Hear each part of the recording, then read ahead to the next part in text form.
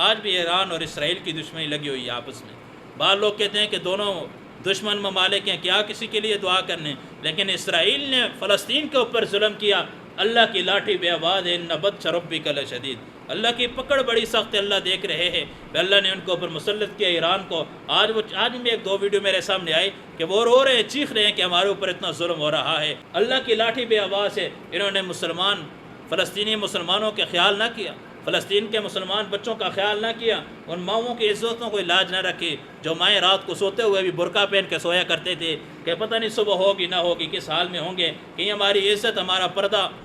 فاش نہ ہو جائے۔ تو عورتوں کی، ان بچوں کی دعائیں اللہ نے سنی ہوں گی، اللہ کے عرش کو انہوں نے ہلایا ہوگا، پھر اللہ نے ایران کو اس کے اوپر مسلط کیا، اللہ نے ایران کو اس کے اوپر مسلط کیا کہ دونوں دشمنیں دعائیں نہیں کرنی چاہیے،